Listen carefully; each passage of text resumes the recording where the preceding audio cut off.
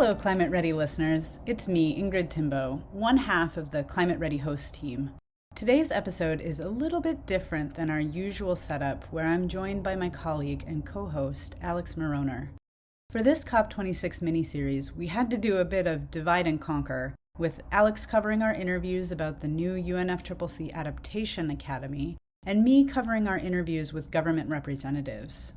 So with that small caveat, let's dive right into my interviews with Egypt's Dr. Eman Soliman and Costa Rican Vice Minister Cynthia Barzuna, who joined me over Zoom to talk about their plans for COP26 and how their countries are leading the way on water and climate adaptation.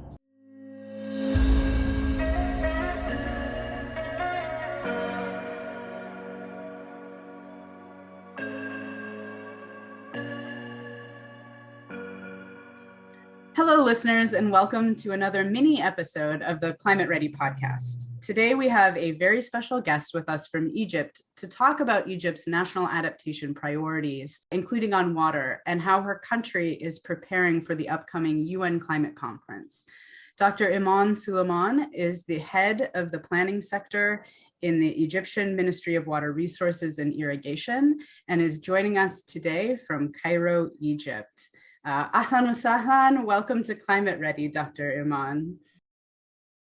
Ahlan biki. I'm happy to be with you today to talk about Egypt and our effort in climate adaptation. Perfect. So to kick us off, from this perspective of your country, why is it so important to include water at the center of climate planning? To be honest with you, Egypt is a very scarce country and we are in hyper-arid area. We have rarely rainfall in winter. We depend mainly on the Nile water resources and our share, which is 55.5 from the Nile River. And we have a small amount of groundwater, which is non-renewable, and fossil water. The overall amount of Egypt is about 60 billion cubic meter. And any increase of temperature, any change in the flow to Egypt will cause a lot of impact on the population. Actually, our water demands reach about 134 billion cubic meter per year. So we already overstressed country. The change in the temperature, the increase in temperature will impact and affect the agriculture sector, increasing the water demand and water duties for the crop needs. And also any change in the precipitation in the upper Nile and any decrease of the Nile flows will impact the whole population in Egypt. Most of our people depend on the agriculture sector. And we already expect if any increase in temperature and decrease in water availability will impact the water quality, which impact our life. We are the highest country in the Africa depending on the water reuse. Also, we in other areas, if we have any extreme weather events, it causes a lot of damage. However, there are a small amount of water coming in a short time, but it causes a lot of damage. And we already received 2 extreme weather events within the 5 last years. One of them is hit the Western Delta and causes a lot of damage. On the other hand, the northern part of Egypt is impacted with the increase of the level rise, and which affect the coastal areas. Also, impact on the groundwater, the shallow groundwater getting more saline. So we have seawater intrusion, we have damage on the coastal area. A lot of protection we already did, but if we receive more increase in the sea level rise, it will impact on different ways. So Egypt is too vulnerable to the climate and too impacted. Especially on the core of the sector that will be impacted is the water sector, which is touching the whole population. We are 100 million Egyptian live in that country. So all the people will be affected with the climate change. Yeah, you mentioned a number of really good examples there. And I think you've painted a picture showing how impacted Egypt already is. and will continue to be from climate change. One of the things on this podcast, then, talking about sectors, the water sector included, we talk a lot about the need for really cross-sectoral or intersectoral planning, because you mentioned multiple hazards, right? You have, on the one hand, droughts happening that are more prolonged, more intense, more variable, but at the same time, you're also experiencing flash flooding.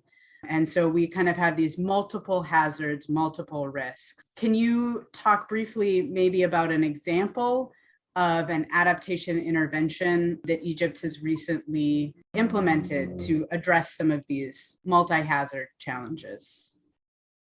Yeah, actually, as I mentioned, the drought is the most important impact on the water resources.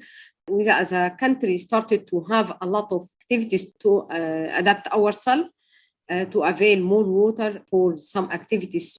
We have a mega project called Bahr Ba'ar Drain, where we have good coordination and cooperation among 5 ministries. We have Ministry of Water Resources and Ministry of Agriculture, Ministry of Housing, Ministry of Health, and also Ministry of Environment. They are cooperating to have the very successful and the biggest project in reuse in Africa and even in the world. We have a treatment planet for the agricultural drainage water, where the capacity of this planet is about 5.6 million cubic meter per day.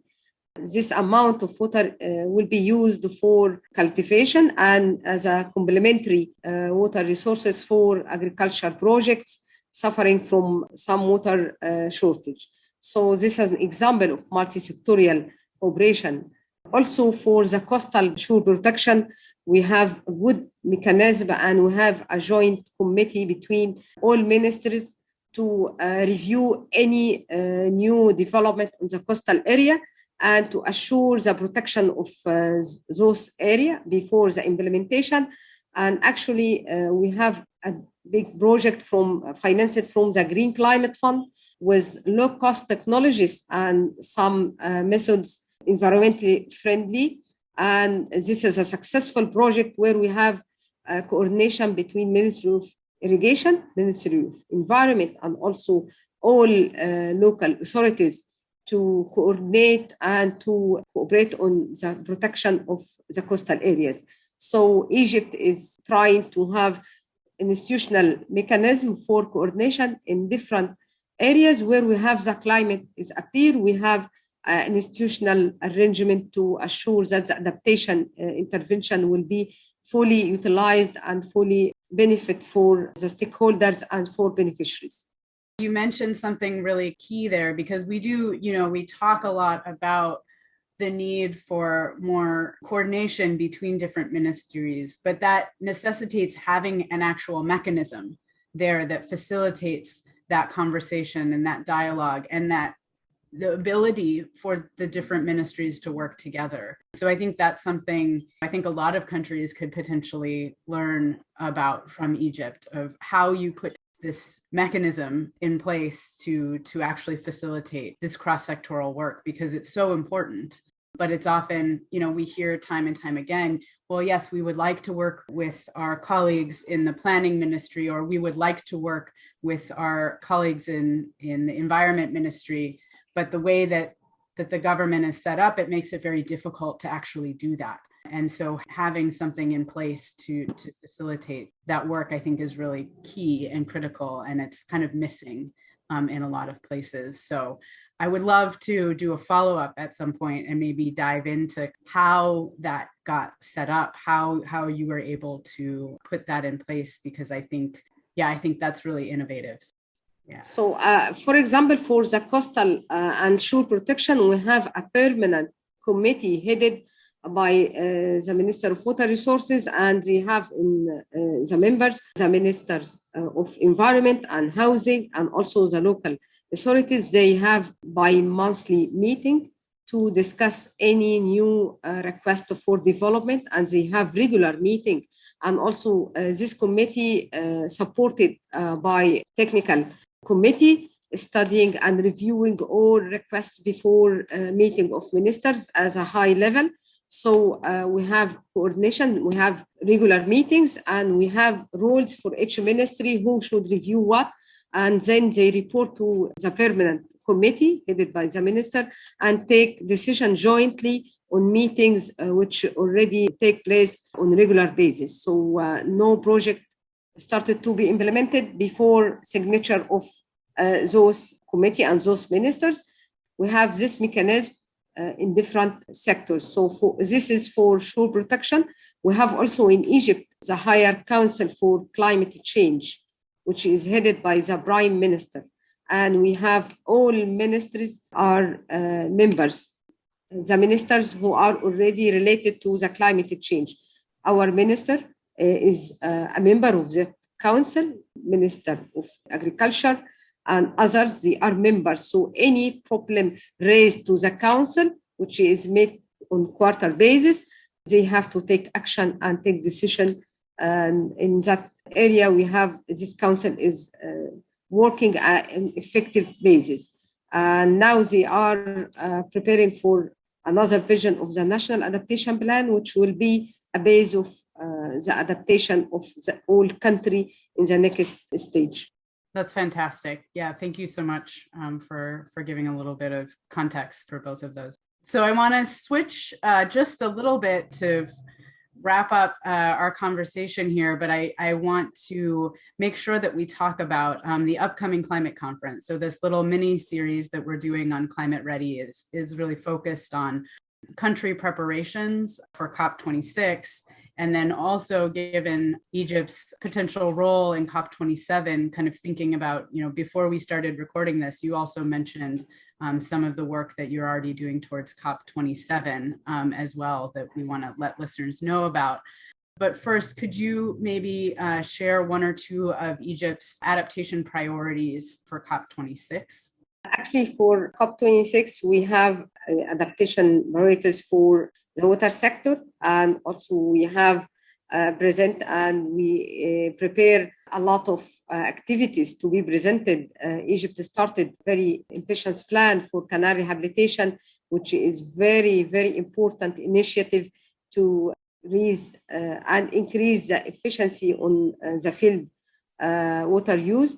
And also we have another initiative, which is Decent Life, Haya Karima, which is now under implementation to enhance the livelihood of all our colleagues in the rural areas.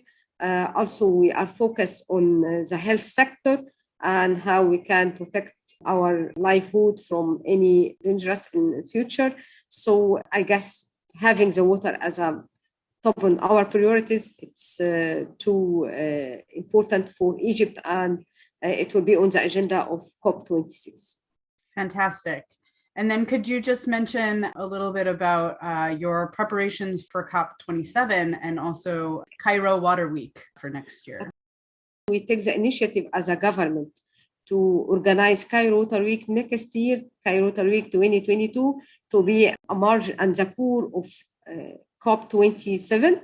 We be sure that the water world should be included in COP in Egypt. So we have this initiative to merge the two big events, which will enable our colleague working in water areas to join COP and also to contribute to formulate the water section in climate actions. So we hope to see each other in COP27 and also to talk about water as a core of the climate adaptation plans.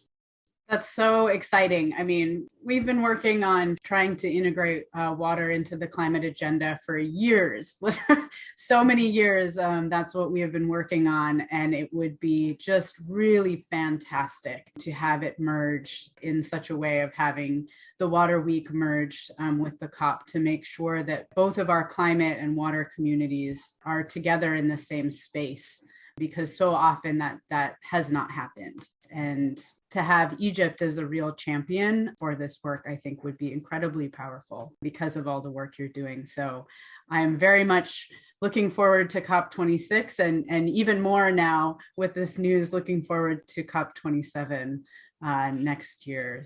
I just want to thank you Shukran Gazilan for joining us today, Dr. Imad, and thank you so much for taking the time. Thank you.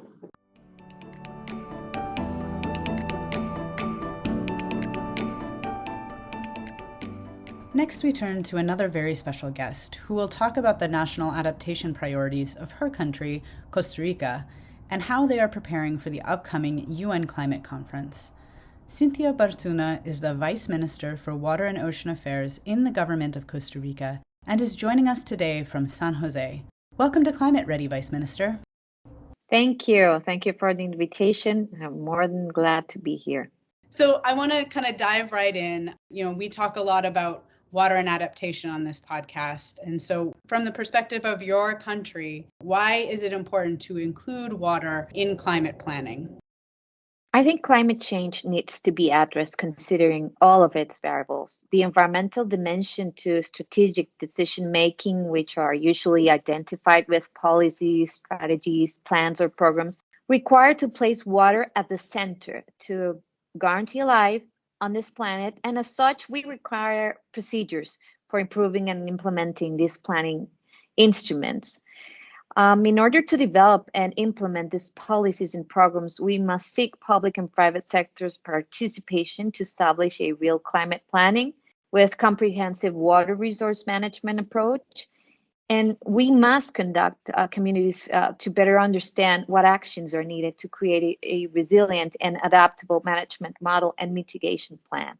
Costa Rica is, as the rest of the world, very vulnerable and will be affected by climate change. The National Meteorological Institute from Costa Rica created a scenario in which reflects what would happen by 2080. And the results are quite preoccupying for us. Temperature will increase to 3.3, and the precipitation will increase around 50% in the Caribbean and will decrease around 65% in the North Zone and the Pacific.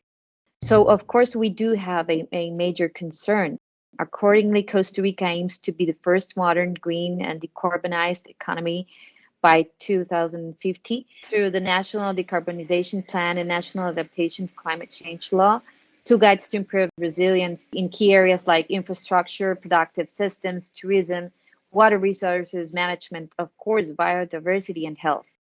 Can you talk briefly about maybe one specific adaptation intervention that has these cross or intersectoral elements to it that Costa Rica has implemented? Yes, thank you. We are currently updating the national water policy, which we have built through a participatory and multi-sectoral process based on water governance forms. Civil society, academia, private companies, and state institutions participated in these forums. And together we're defining Costa Rica's water priorities for the next 10 years.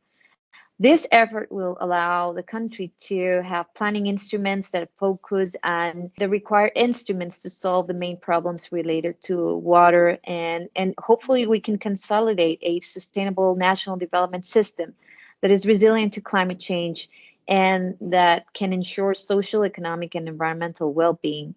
So I think our major goal right now is to establish this national water policy and, of course, have all the stakeholders be involved in it and participate. For this will be our major concern for the next 10 years.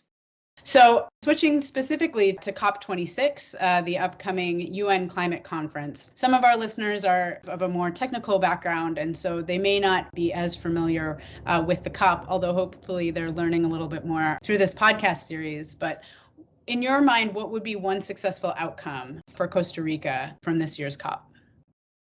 Costa Rica has been ambitious from the get-go. In every COP we have participated. I see our mission as carrying out high ambition negotiations. And of course, we want to send a powerful message that it is possible to have an economic balance together with a sustainable use of resources. And of course, we want to be a voice, a very ambitious voice through COP26. Fantastic. Yeah, you mentioned your ambitions around nature. And so, of course, I have to also congratulate the Republic of Costa Rica on recently winning the Protect and Restore Nature Earthshot Prize. That's a really great achievement for Costa Rica. So congratulations. Thank you. It was quite amazing, and we were very excited. And of course, it really implicates that we have to address the oceans, which is what we're going to do through this prize that we won, and we have a great responsibility to do so and to do it right. Of course, we're aiming to projects related to 30 by 30, but we are ambitious, and we would like to do so much more. And this prize, of course, gives us that extra shot of energy that we needed, that extra impulse that we wanted to receive. And it's been wonderful since the day they announced that we were candidates. Just being candidate was enormous for us, and winning the prize, of course, has been very important for Costa Rica.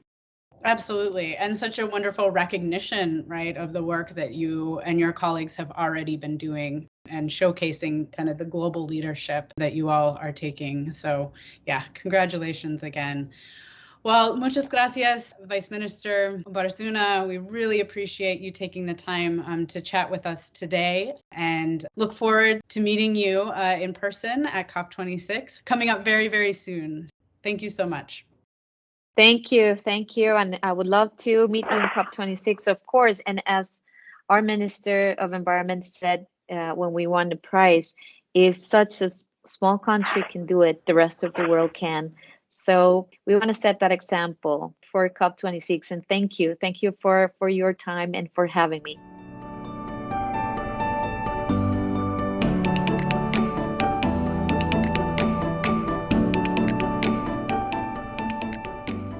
Well, that's it for this episode. I hope you enjoyed hearing from Dr. Eman and Vice Minister Barzuna. Egypt and Costa Rica are very different countries in so many ways, but it's really inspiring to see the ways in which they are innovating to tackle these complex, multi-sectoral challenges. The administrative changes that Egypt has enacted to ensure coherent water policies across ministries can serve as a model for other countries, certainly including my own.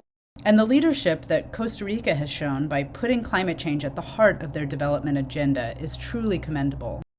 I hope you'll stay tuned for our next ClimateReady COP26 episode, which should be coming out soon. In the meantime, stay safe out there, everyone.